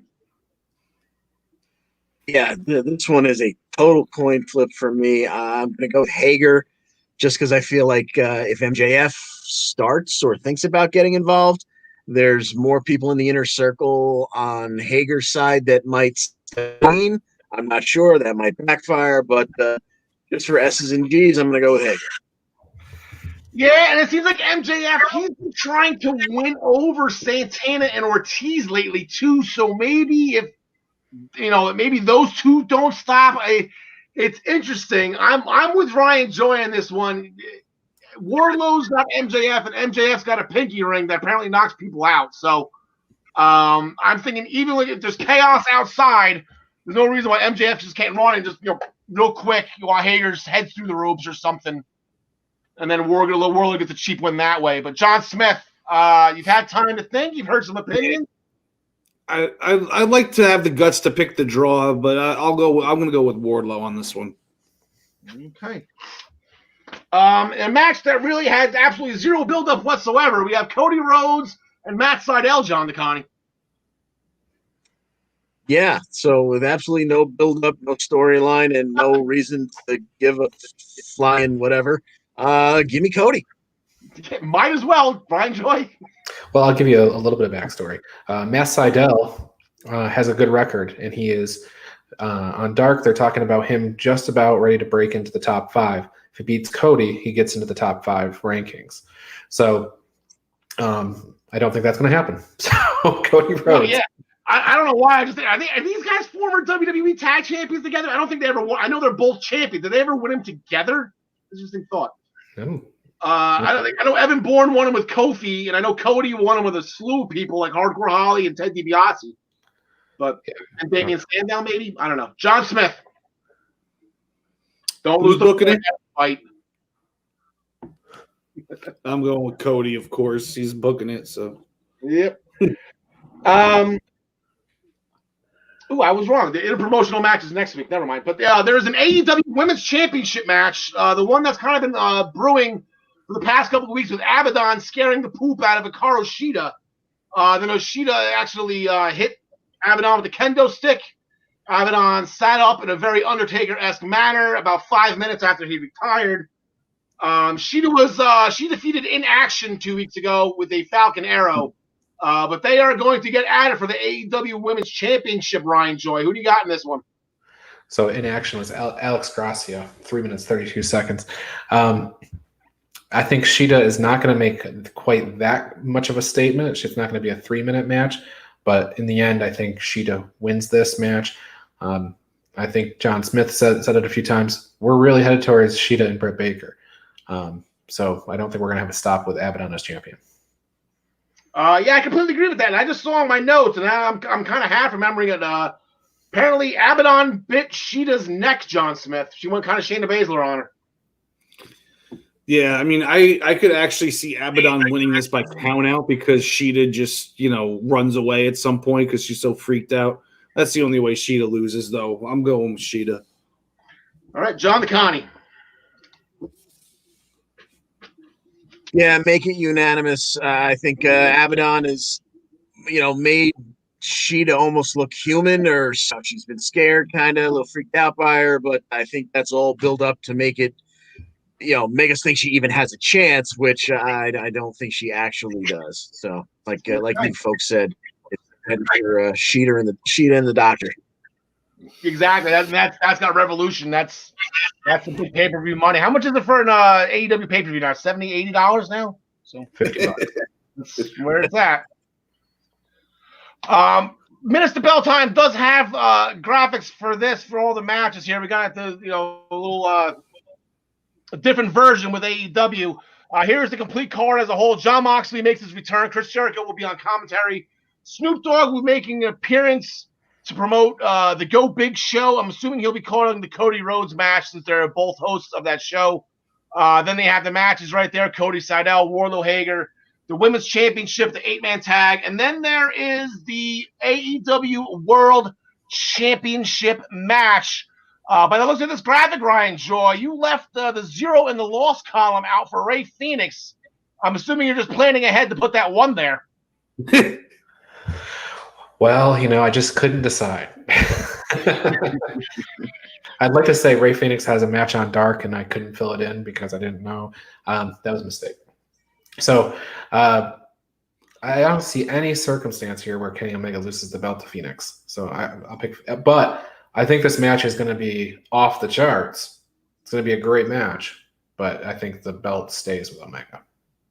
John Smith, I referenced you yesterday morning about this match on the Daily Wrestling News Show, and it was your opinion of the NXT 31 Takeover match between Finn Balor and Kyle O'Reilly, where it was an absolutely phenomenal match, and that's what you're going to get out of Omega, but it's almost like half ruined because you know who's winning. Yeah, exactly. So, of course, Omega's going to win it, and, all the stars. Give me all the stars, but it's there's no way it's not happening. The stars will be shining in Jacksonville, John DeConnie. Yes, indeed. And it'll all end with a one-winged angel and a 1-2-3. Yeah, in respect to Ray Phoenix, this at least has 21, 22, 23 stars. This is gonna be a lot. So that will do it for AEW New Year Smash Night 1. Night 2, they have matches booked for the TNT Championship. The interpromotional match that I talked about that is in that scoring is Britt Baker, the Good Doctor. She will be in action in Thunder Rosa. We will get to all those next week on the Essential Wrestling Podcast. As we switch gears right now to the main event of our show, NXT New Year's Evil, and this card is absolutely stacked in my view.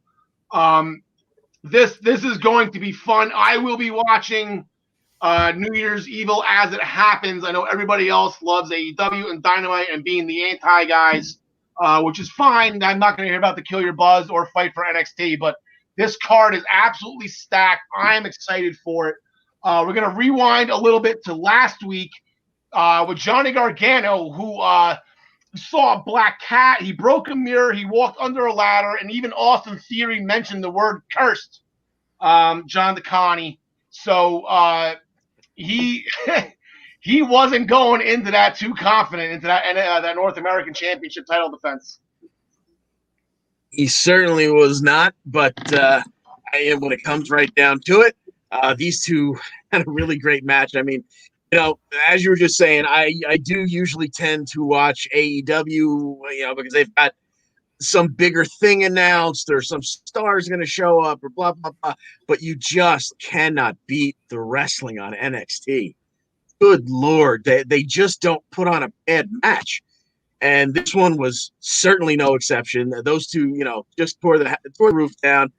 And in the ending sequence, Ruff put Johnny up on the triple. He slipped out and dropped Ruff face first onto that turnbuckle pad, which set him up perfectly for the one final beat. And the curse is over, baby. That's it. Done and done. And now that monkey is finally off Johnny Gargano's back. This is probably his fifth championship reign between all three titles. He's held 3 North Americans, 1 World, and 1 Tag. Never had a title defense. He's NXT's version of Sasha Banks. Now they both officially have those monkeys off their shoulder. Johnny Gargano can now look on to bigger and brighter things with the way and the family atmosphere that they have. And then John Smith, the other huge match last week that we were all looking forward to, a grudge match that's always years in the making. These two will always be ever connected from the Dusty Cup when Roderick Strong joined the Undisputed Era. Yeah, they put on a clinic, man. I mean, this could have main evented the show. This could have main evented a pay-per-view if it was for a title. They went I don't even know how long, probably like 18 minutes. Backbreakers all over the place by Roddy. Dunn going after the fingers, of course. Just your standard match between the two of them, and then Dunn ends up with the better end for the victory at the end. But we all knew that was going to happen. I don't think any of us picked Roddy to win the match, but we were all just looking forward to what the match was going to look like, and I think we were all pleased with it. Yeah, 100% I was. Speaking of that feud and where that feud stemmed from, they did announce that the Dusty Rhodes Tag Team Classic, it's coming back. It's usually I think they're making this kind of like a beginning of the year tradition now. That tournament will start on January 13th, which I believe is next week. So maybe we'll get the brackets tomorrow night. Not sure who the favorites, I guess you have to see the brackets first. No team really kind of sticks out that's head over heels better than the one. I would love to see Grizzled Young Veterans, and then we got Breezango, and then you got Killian Dane and Drake Maverick. Could be a fun story if they make it to the finals. Lucha House Party out of nowhere, like this is it's gonna be a fun tournament. I'm really looking forward to this, and I know Dusty's gonna be smiling as they use his name to go against his stunt in the ratings. Everrise rules. Yeah. And with that tournament, the Undisputed Era former Dusty Cup tournament winners by hook or crook on that one. They weren't even in the tournament, and they won the thing. They will be represented by Adam Cole and Roderick Strong as Kyle O'Reilly. They're giving him his time and due as a singles competitor for now, and Bobby Fish is still injured. Grizzled Young Veterans and Breezango, they went at it. My two favorite tag teams in NXT. I love this match. Grizzled Young Veterans win with a ticket to Mayhem. Fandango leaping off the top of the fence by the entrance plate or the whatever that thing is. That was absolutely crazy. And then Everrise came out at the end, and then security was holding him back, and then security left. And I'm like, where are you going? No, you're supposed to hold us back. Anyway, Everrise is getting more and more entertaining. I'm glad they're getting the TV time to shine. Those guys are funny. So good for them. Legado del Fantasma, their promo was interrupted by the Lucha House Party. And they have Lucha Warfare, which we'll get into. And it will leak over into New Year's Evil. I guess I kind of jumped the gun on that one.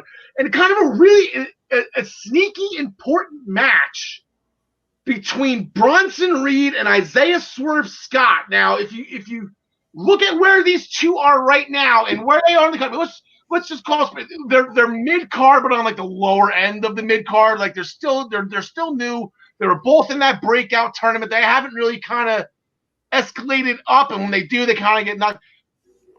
Bronson Reed just came back. He has a lizard over his shoulder now, and then Isaiah Swerve Scott, he just kind of can't change his character. It's big when you get a lizard over your shoulder. Isaiah Swerve Scott, he is in the midst of a gimmick change and a heel turn with a win over Jake Atlee. This was an important match as far as wins and losses go. And Bronson Reed got it done with Tsunami Splash. So that was big for Bronson Reed in a very important match. I'm watching that. Again, here we go. I don't know who's going to win this. I was very into that match. And then Martinez, she defeated In Action. So going into New Year's Evil, here are our standings, and our senior NXT correspondent got a 10-point lead over myself. We're 7 shows in. John DeConnie and Tyler Adelle and Ryan all in the 30-point range. I 48, John 58. So John Smith has a nice little stranglehold. Rightly so. That is why he is the NXT guy on our show. The scoring system for NXT is the same as the other weekly shows. 5 points for the NXT title match, 3 points for any other titles, 1 point for non-title match. We do have an interpromotional match, which we'll get to in a second. That gets double the points, and it's an interesting match that gets doubled. The perfect pay-per-view bonus will remain at 5, even though a match got jumped up to 10. And that match actually is the Cruiserweight Championship. Like I said, Lucha House Party out of nowhere came in to challenge Legado del Fantasma, and Lucha House Party got the win after a reverse Hurricane Rana by Lince Dorado. I Spy a Jersey guy on that one. I believe he's from Camden. by way of Puerto Rico. Hurricane Rana by Doral, followed by a springboard elbow by Grand Metalik. We're kind of thinking that they might meet up in the Dusty Rhodes Tag Team Classic in part of the bracket. But before we get there, Grand Metalik, again, this guy has just been shining. He had an Intercontinental Championship match against AJ Styles that he earned by winning a Fatal 4-Way. He beat The Miz in singles action 2 weeks ago. Then they had a win last night over the Hurt Business, and now he's on challenge for the interim Cruiserweight Championship. You're welcome, Jordan Devlin. So, John DeConnie, are you going to give Grand Metalik a shot here? I give him a shot to put on a hell of a match, but I don't think the title's going to change here. I'm going with Santos Escobar. Yes, this has mucho stars. I really wish I knew the word stars in Spanish. Ryan Joy. You brought up the Dusty Cup as it relates to this whole situation, and I didn't get a chance to comment on it before, but I want to say what everybody's thinking. When you said there's not a team that everybody, the favorite for this Dusty Cup, I mean, come on, Samir and Sunil Singh are out there, and they've got to be that everybody's thinking it. I mean, that's the clear winner. They could have been stuck in Canada for all I know. I shouldn't say that. I know they've been on 205, but. Okay, so in all seriousness, Santos Escobar wins this match, but down the road, we like to pick heel turns. Maybe you get one of these guys, Lindsay or Grand Metalik, over with Santos Escobar. That's potential. It's if they stay down there. I kind of feel like this maybe just be a one-off, John Smith, and this compete in the Dusty Cup just to give them an extra team that is this style of wrestling, Yeah, definitely. As far as the match is concerned, I think it's going to be not quite Cinco Estrellas, but close to it. That means 5 stars.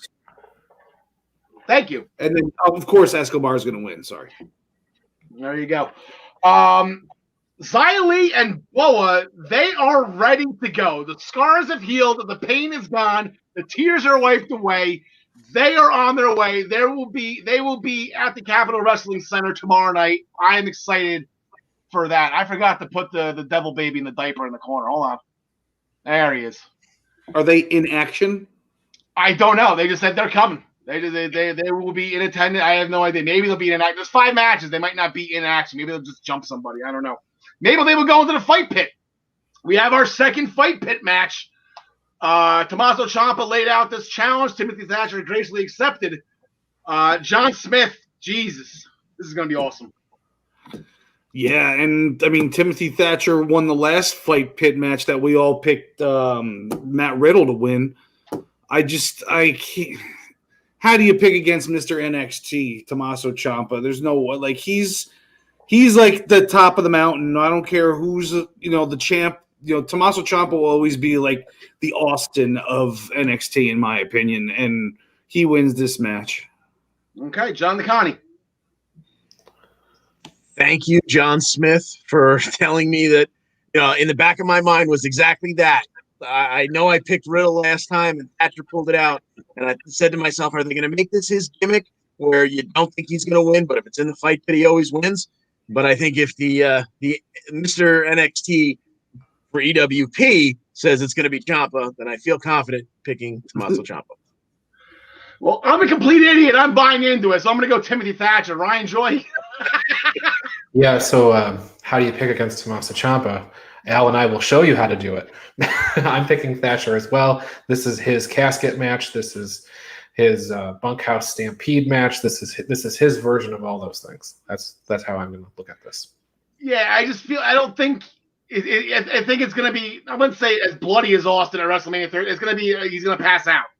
Like, it's going to be a referee stoppage due to a pass out. I just think if there's no pinfalls or submissions in this match, and I know Ciampa's got a few submissions in his arsenal here and there. I just think this is, how do you win how does the match end? Submission wrestler, John Smith. I'm sorry, what's that? How does the match end if there's no submissions? I know there's no pinfall. I'm sorry, no pinfalls. I'm sorry. Knockout. Oh, okay. Knockout or tap out. Yeah, knockout or tap out. So we get a Willow's bell from the top rung there, from the top level. Speaking of bleep shows, we have a last woman standing match. These two have been chomping at the bit. They are ready to get out. Apparently, they fun little life story that these two, when they met, during the Mae Young Classic those years ago, they became really close friends. They got matching tattoos that say R and R for Rhea and Raquel, and now it's best friends turned worst enemies. Ryan Joy. Yeah, I think the R stands for Reina, but I got Raquel winning this. You take all the steam out of her War Games win if she doesn't, and I think that's what's been mentioned every time we've talked about this match is that Raquel Gonzalez is on a roll, and if you don't let her continue that roll, then why'd you put her on a roll to begin with? Ryan Joy is exactly what I said on the Daily Wrestling News Show yesterday morning. So my pick was made then. I'm going to go with Raquel Gonzalez as well. John Connie. Yeah. I think you don't let Raquel Gonzalez actually score the pinfall on the women's champion if she's not going to continue at least to get at the women's champion. There you go. And then John Smith, like I said, WWE. And Hunter's not as guilty of 50-50 booking in this, but Rhea got her the last time in that amazing match that main evented an NXT show right before War Games. So Rhea got her once, so this is like a 50-50, or as I say in the bar world, the buyback. Yeah, make it unanimous, man. That Rhea match, the first time is what started getting Gonzalez up the rankings, and she's been on a freight train ever since. So I like her to be the next challenger for the title after she beats Rhea this week. Yes.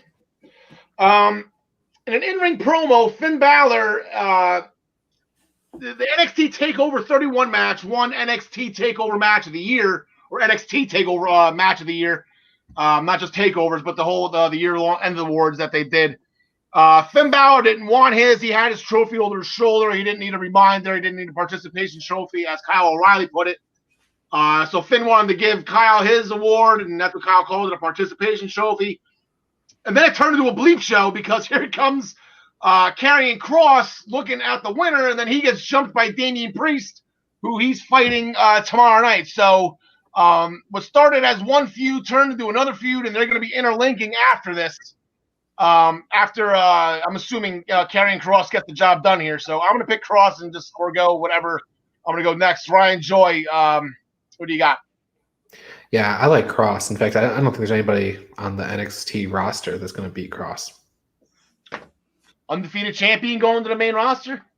I don't know about all the way, but right now I don't see a person that's out there that's going to beat him. All right. John Smith. Yeah, Kross is on another level. This is definitely going to be the shortest match of the night. I don't think it's going to be squash like I tend to call a lot for him, but let's say like 6.5, 7 minutes though. I don't think it's going to be too long of a match. All right, John Connie, you're going to do Damian Priest dirty too, or? Absolutely, yeah. I think Kross. I don't want to say hard feelings, but after that great victory, to have to take the belt off of him, I think he's coming back to run through some people, and Damian Priest just happens to be the first in line. All right, and then, like I said, Karrion Kross came out. He wants the title back that he never lost. He was injured at the very tail end of his match with Keith Lee when he won the NXT Championship. That's how long ago that was, Keith Lee, right? But we have the Match of the Year 2020, Take 2, as Kyle O'Reilly of the Undisputed Era would challenge the Prince, Finn Balor. John Smith, as our senior NXT correspondent, this is your championship. Who do you got? Pretty much the same sentiments as last time they went at each other at NXT 31. It's just, Balor's going to win. It's not time for him to drop it yet. And I feel like possibly at the end of this, we get a little tick-tock as far as Scarlett or a Hourglass, or maybe even Kross comes out. But I think, Kross is coming for him next. All right, John Connie. Yeah, I'm racking my brain trying to find a scenario or a reason why O'Reilly would win here. And I don't see a way where it makes sense. So Balor retains. Ryan? Yeah, I feel the same way. Perhaps I might find a spot in my heart where O'Reilly could win if I didn't think the belt was eventually going back to Cross in like kind of short order. So I don't think that it'll be a quick drop and then another drop. So Finn Balor. Yeah, and the funny thing is, Pete Dunne's going to be in the middle of this too. Pete Dunne, I think, will be the next. I think they're still going to hold off on Cross, or possibly WrestleMania weekend if they do schedule a takeover at that time. Pete Dunne, it was in Finn Balor's face after he beat Roddy Strong, and Balor's just like get in line with the rest of them. Like, you know, that's just whatever. That's just Finn Balor, what he does.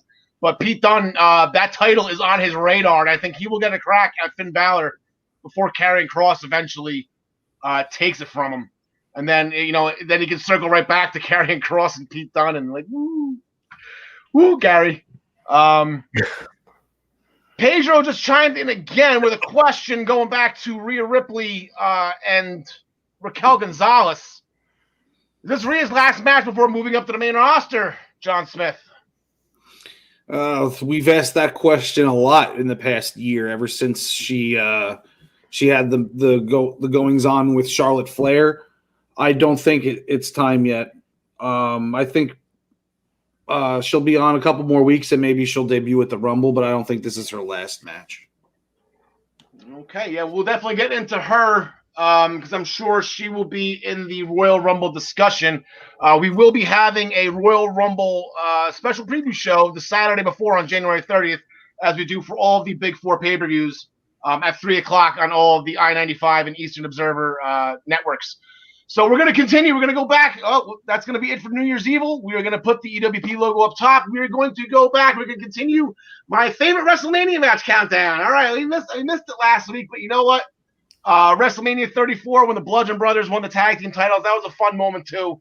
Not exactly on my top 30, but that WrestleMania as a whole I thought was very good. And that match with the Usos and the New Day, along with the Bludgeon Brothers, that was a main reason for it. But there's another tag team championship match that is on my list. It is at number 13.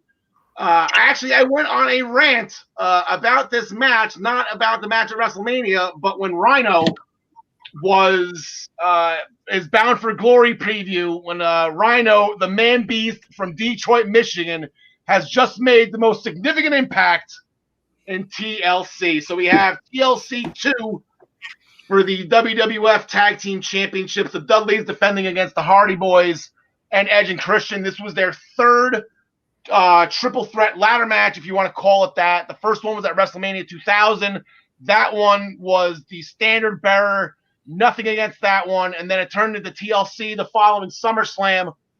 And that was great too. This one, I put this one above it just for the simple fact that they were able to include Rhino and Spike Dudley. And Lita went up a ton of notches in my book in this match. She took a 3D. She cracked Spike Dudley in the head with a chair so hard. I thought Spike was completely knocked out.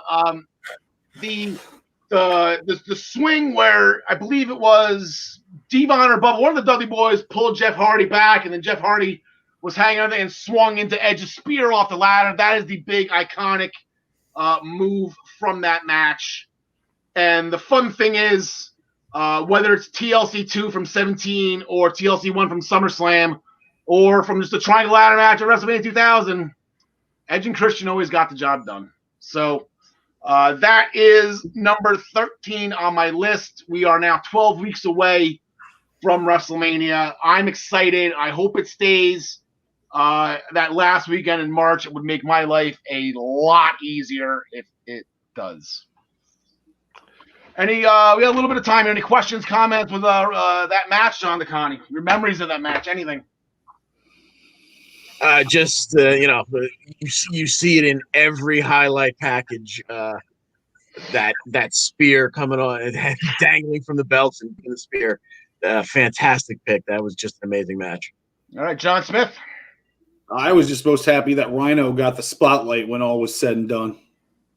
Yeah, he was the huge thing. He took, everyone had the person coming in but the leader of Spike and Rhino took them out, and then he took out, I believe it was Matt Hardy and Bubba Ray Dudley, pushing them off a ladder to the outside through tables. So that was when Heyman flipped out.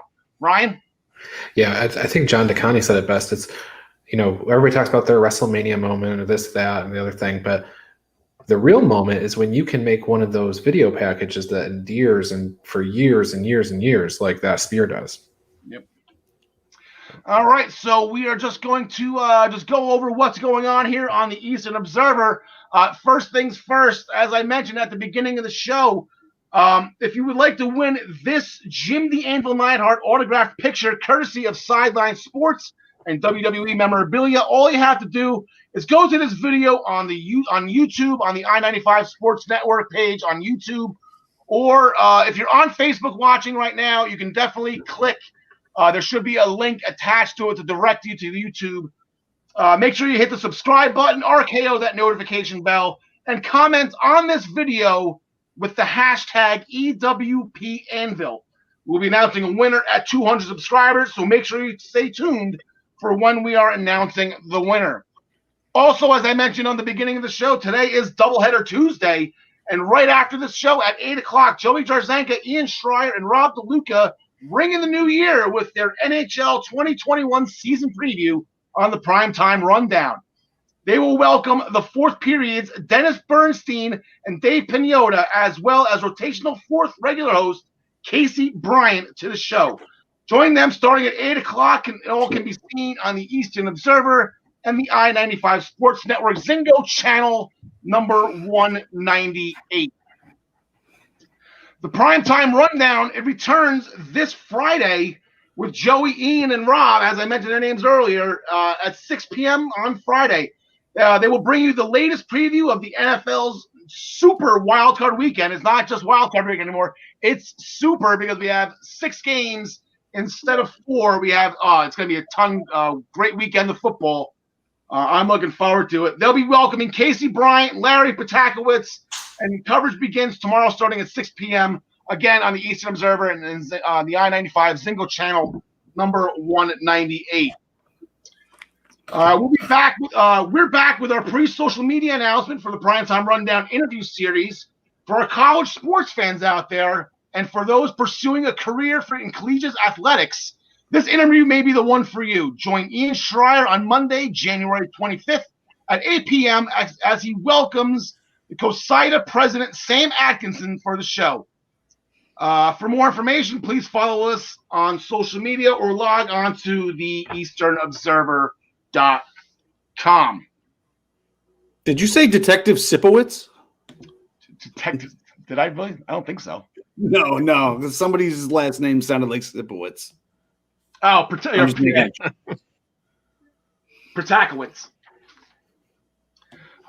Tune in 10 a.m. Monday through Friday with Ryan Joy. Get your morning cup of joy with the Daily Wrestling News Show.